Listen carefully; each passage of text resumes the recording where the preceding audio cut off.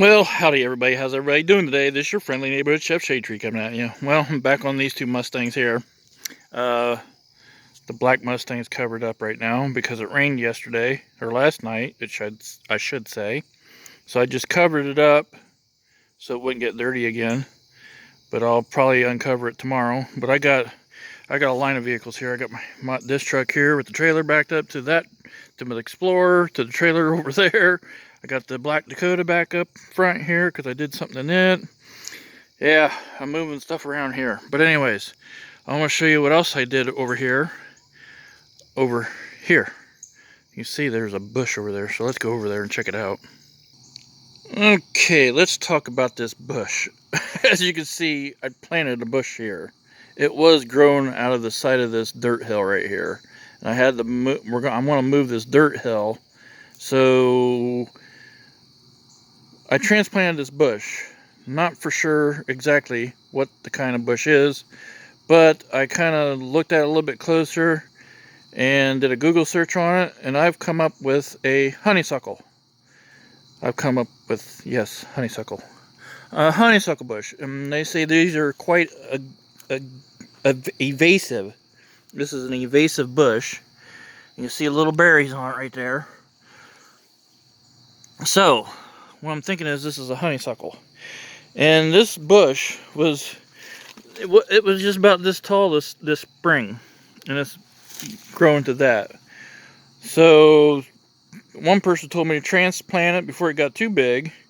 But I'm hoping that I didn't hurt it any from transferring it from there to here. If it dies, it dies. If it keeps growing, fine. That's great. But I thought I'd put it right there because actually that's where that black car was sitting. And you see where I had the one rim there, and the other rim was right here. I just dug a hole and planted it there. Heck with it. I thought that'd be pretty nice to put it right there. But anyways, what else I've been doing? What's these branches come from? Well, there's these dead branches right here are in this tree. Yeah, I looked up and saw these branches up in the tree. I thought, well, I'm gonna cut them out. As you can see, there's where one was, and one was right here. One of these branches was actually on top of that branch and came down with it. And I cut one someplace else around here somewhere. I can't. Where'd it go? There was one here. It was dead, and there's another one up someplace dead. But anyways, that's where I cut these limbs out of to get rid of them. And I used my Craftsman pole saw. I love that pole saw. It's pretty handy to get up in there and get some of these out. But anyways, enough of this. I need to get these picked up and taken out back. But let's get on the Jeep. Let's see where I'm at on the Jeep here. So, the Jeep. I ended up taking the caliper off the back here because I just didn't like it. And there's reasons why I took the caliper off, because I'm going to rebuild it.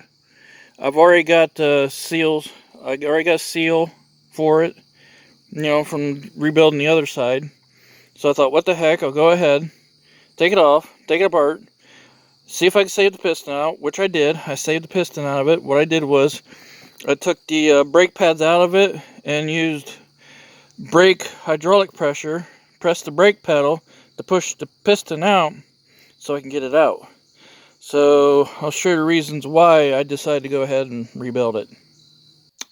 Okay, there's the caliper, and as you can see, I got it all tore apart. I cleaned the piston hole out here. But the one reason why I said that I decided to go ahead and take it off and rebuild it is because I already had a seal and an O-ring for it. I have pins, slide pins for it, and new bolts. I was able to save the piston. And like I said, I was able to save the piston out of it.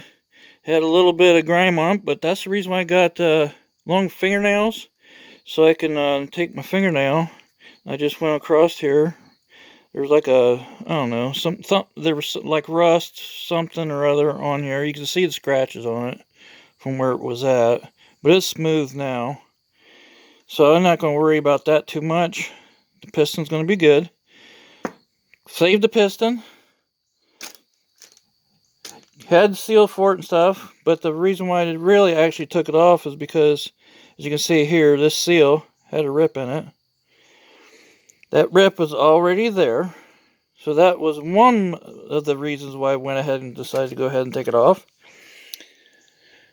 Two reasons was, yeah, the slide pins, they were sticking. They weren't the best, so they were rusty, but I got new ones here. And the number 3 reason why I went ahead and did it, I had actually broke the bleeder screw off in it.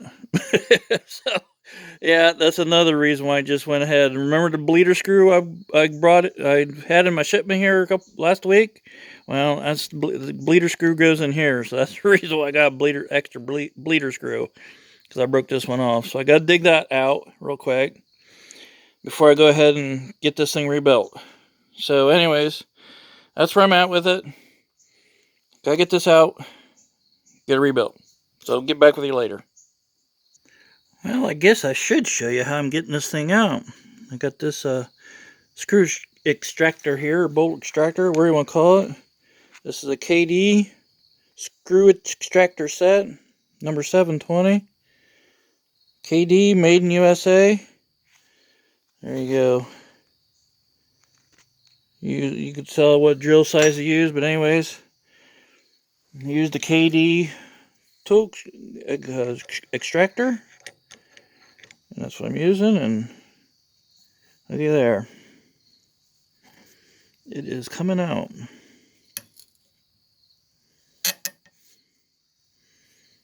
Figured I better put this in here in the video so you can see what I'm using to take it out with. Here we go.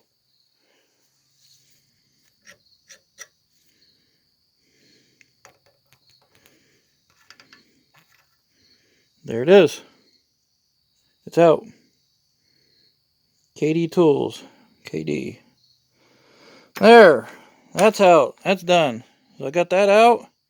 I gotta get this caliper rebuilt now. I can get this thing put back together.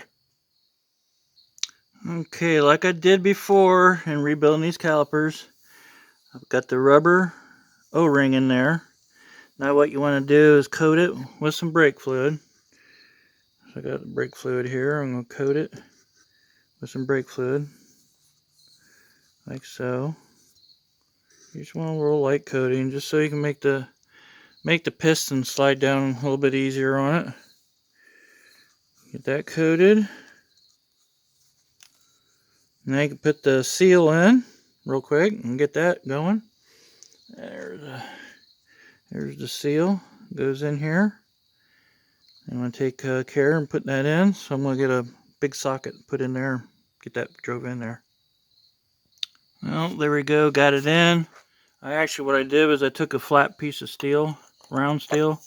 I put it in there and put a long punch and drove it in like that. That's how I got it in, right like that. And it's nice and flush. Now all I gotta do is put the piston in it. And that's a trick, so I'll get that in. Well, there it is, in and together. So all I gotta do is put the screw in it, the thing. Yeah, whatever you want to call it. I'll get back with you in a minute. There we go. New, bleeder screw and slide bushings here. So I got them all in. I actually lubed them up a little bit. So there we go. Caliper's rebuilt. All I gotta do is put it back on the Jeep. It'll be done. Well, there it is, guys. It's back on and together. All I gotta do is bleed it. I'll do that tomorrow. It's late, and I'm gonna go out and watch some football. First game of the year. So we'll catch you guys later. Thanks for always watching.